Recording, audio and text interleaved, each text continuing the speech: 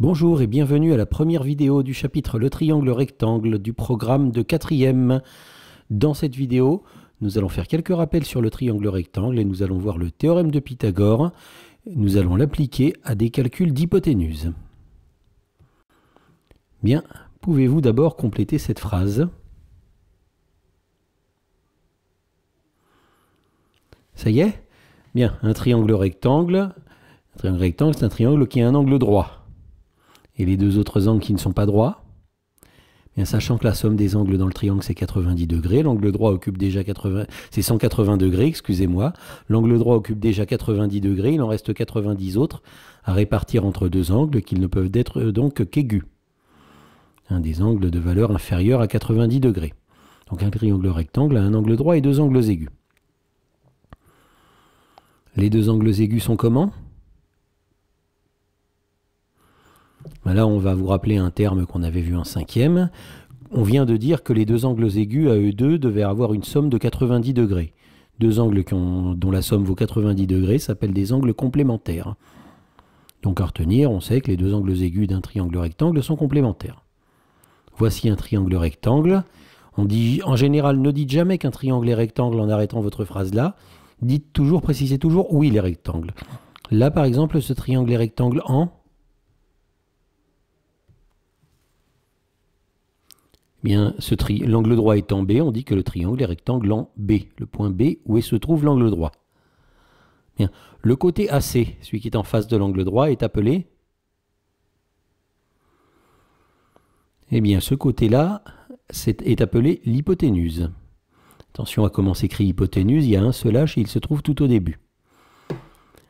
Bien, il y a deux manières de caractériser l'hypoténuse. Donc, pouvez-vous compléter ces deux phrases, évidemment, de façon différente pour chacune des deux phrases.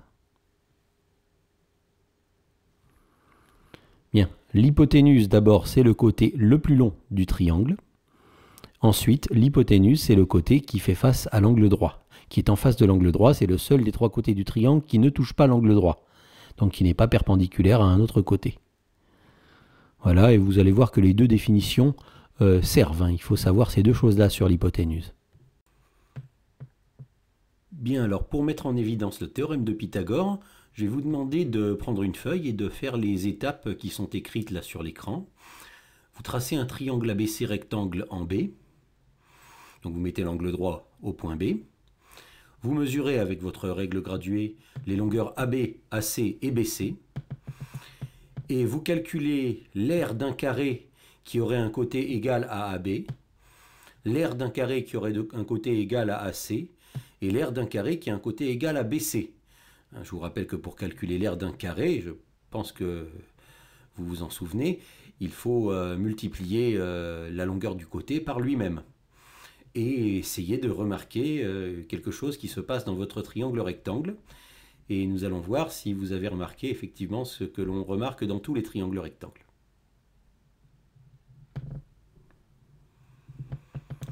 Bien, regardons la construction que je vous propose. Voilà, donc vous avez un triangle ABC rectangle en B. Et moi je vais dessiner les carrés. Voilà, je dessine un carré d'aire égale à 37,1. Là, les aires des carrés s'affichent automatiquement, là, vous voyez. Et il se trouve que... Vous voyez, là, les trois carrés et les trois aires de carré. Le carré sur l'hypoténuse, évidemment, c'est le plus grand, qui a une aire de 88,01 unités d'aire. Et donc, on remarque que lorsqu'on additionne les aires des deux petits carrés, eh bien, ça donne exactement l'aire du carré qui est sur l'hypoténuse. Voilà, alors, si vous avez remarqué ça et que j'ai remarqué ça, c'est peut-être pas un hasard. Eh bien, on va modifier les carrés, voir si ça se produit toujours. Là, vous voyez, lorsqu'on modifie le triangle rectangle, les carrés se modifient. Mais la somme des aires des deux petits carrés reste toujours égale au carré qui est sur l'hypoténuse, à l'aire du carré qui est sur l'hypoténuse.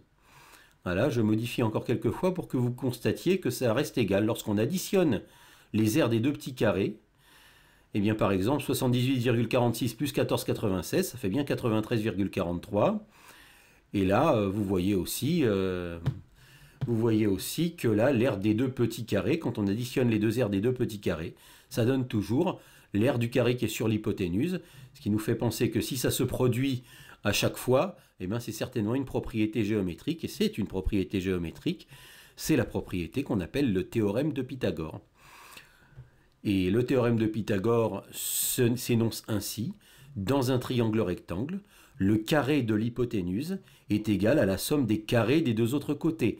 Alors quand on dit le carré, ça veut dire l'aire du carré que l'on construit sur ce côté, mais ça veut aussi dire la longueur de l'hypoténuse élevée au carré, c'est-à-dire élevée à la puissance 2, qui consiste, et on dit au carré quand on élève à la puissance 2, parce qu'en fait, élever un nombre à la puissance 2, c'est la même chose que de calculer l'aire du carré de longueur ce nombre-là.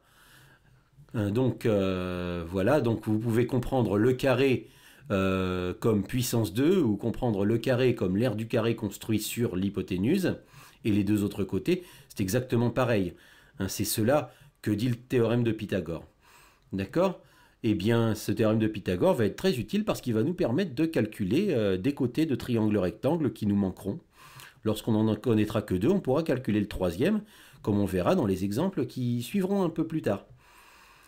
Et donc, écrivons l'égalité de Pythagore avec une formule mathématique. Ça s'écrit, l'hypoténuse, là, s'écrit AC au carré. L'hypoténuse s'appelle AC, c'est bien le côté AC qui est le plus long et qui est en face de l'angle droit. Et donc, le carré de l'hypoténuse, c'est AC au carré. Et il est égal à quoi? À la somme. La somme, donc à l'addition, c'est pour ça qu'il y a le signe plus, des carrés des deux autres côtés. Donc, du côté AB au carré plus le côté BC au carré. Voilà, l'hypoténuse au carré égale le côté AB au carré plus le côté BC au carré. Et c'est cela que signifie le théorème de Pythagore.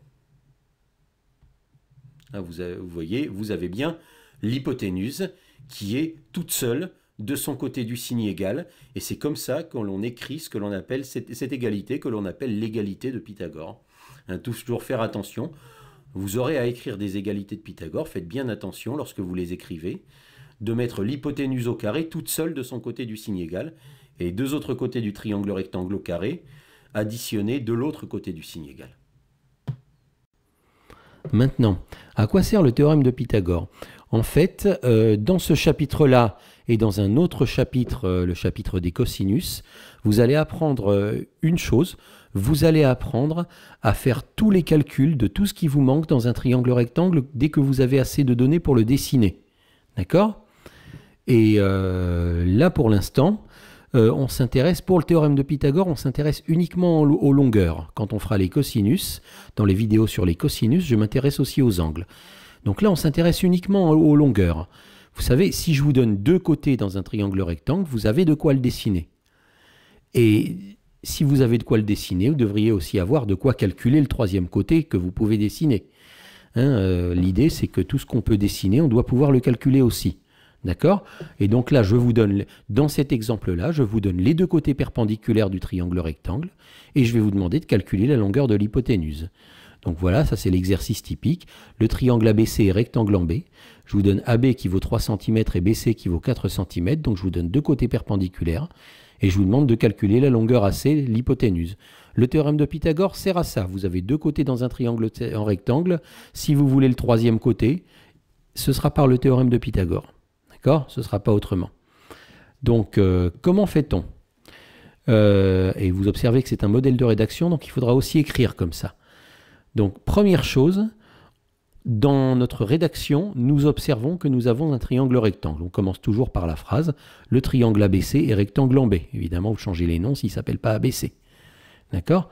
Le triangle ABC est rectangle en B. Ensuite, on dit qu'on va se servir du théorème de Pythagore. On écrit par exemple d'après le théorème de Pythagore. Les mots théorème de Pythagore doivent apparaître, c'est obligatoire. Et ensuite, nous allons écrire l'égalité de Pythagore. Alors, c'était sur la diapositive précédente. À essayer de vous rappeler et de reformuler cette égalité de Pythagore. Mettez la pause et allez-y. Bien, l'égalité de Pythagore, le carré de l'hypoténuse, hypoténuse au carré, égale autre côté au carré plus troisième côté au carré. D'accord? Hypoténuse, c'est AC, donc hypoténuse au carré, c'est AC au carré, égale un côté au carré, c'est AB au carré, plus l'autre côté perpendiculaire au carré, plus BC au carré. Vous écrivez l'égalité de Pythagore. Après avoir écrit l'égalité de Pythagore, d'après l'exercice que vous avez, d'après les données que vous avez, qu'est-ce que vous pouvez bien faire, à votre avis? Eh bien, comme à chaque fois qu'on écrit une formule, comme par exemple quand on a fait le théorème de Thalès, hein, dans le chapitre triangles et parallèles, hein, on a une formule qu'on écrit en lettres, on remplace tout ce qu'on connaît par sa valeur. Par exemple, je vois marqué dans l'énoncé que AB égale 3 cm. Donc au lieu de AB, je peux mettre 3.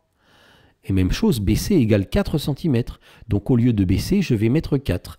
Je fais comme ça à chaque fois que j'écris une formule avec des lettres. Tout ce que je connais, je le remplace par sa valeur. Donc je vais recopier l'égalité de Pythagore, sauf que je vais écrire 3 à la place de AB et 4 à la place de BC. Voilà. AC au carré, AC je ne connais pas puisque c'est ce que je calcule, donc je suis bien obligé de le laisser. AC au carré égale 3 au carré plus 4 au carré. Voilà, prenez un instant pour bien comprendre que la dernière ligne, c'est exactement la ligne au-dessus où j'ai remplacé AB et BC par leur valeur. Ensuite, je continue à me demander, mais qu'est-ce que je peux bien faire à partir de là? Ben, ce que je peux faire à partir de là, si je veux avancer un peu, c'est que 3 au carré plus 4 au carré, ça, ce sont des nombres, je peux faire ce calcul, je peux calculer combien ça fait. Hein, calculons 3 au carré, c'est 3 fois 3, ça fait 9. 4 au carré, c'est 4 fois 4, ça fait 16. D'accord? Et 9 plus 16, ça se calcule, ça fait 25. Donc voilà, je peux écrire AC au carré égale 25. J'ai un calcul, je le fais. Hein. Quand vous avez 3 plus 1, ben vous mettez 4. Là, j'ai 3 au carré plus 4 au carré, je calcule combien ça fait, je mets sa valeur. Et j'obtiens AC au carré égale 25. C'est-à-dire que le côté AC, je ne le connais pas encore, mais je sais que le côté AC élevé au carré, ça fait 25. Et là, je me demande, quelle peut bien être cette longueur, quel peut bien être ce nombre qui, quand on l'élève au carré, qui, quand on le multiplie par lui-même, donne 25. Est-ce que vous avez une idée? Bien. Des nombres qui, quand on les multiplie par lui-même, donnent 25, il y en a deux. Hein. Il y a 5 et puis il y a moins 5. Maintenant, comme AC, c'est le côté d'un carré, et qu'un côté, c'est le côté d'un triangle, et qu'un côté, c'est une distance, ça ne peut pas être négatif, il n'y a que 5 qui convient. Donc en fait, AC est égal à 5 cm. Voilà, puisque je me dis, ben, le nombre qui élevé au carré donne 25, c'est forcément 5. D'accord? Vous pouvez le taper à la calculatrice. Vous pouvez taper à la calculatrice si vous ne voyez pas le nombre. Hein, des fois, très souvent, le nombre n'est pas aussi agréable que 5. D'accord? Hein, des fois, très souvent, on tombe sur un nombre à virgule assez difficile. Si vous voulez taper à la calculatrice le calcul qui vous donne 5, il faut taper sur seconde. Ensuite sur la touche x carré, ensuite vous écrivez 25 et vous demandez le résultat. Seconde x carré, ça veut dire enlève le carré. La touche seconde, c'est une touche qui très souvent veut dire enlève. Voilà, et donc là vous voyez, quand vous regardez ce calcul et cette rédaction, on vous a donné deux côtés d'un triangle rectangle et vous avez trouvé le troisième. Et le troisième, là, c'était l'hypoténuse. Hein, donc voilà comment on fait pour trouver l'hypoténuse quand on a les deux côtés perpendiculaire d'un triangle rectangle. Dans la vidéo suivante, je vais vous donner l'hypoténuse et un des côtés perpendiculaires et on va apprendre à retrouver l'autre côté perpendiculaire.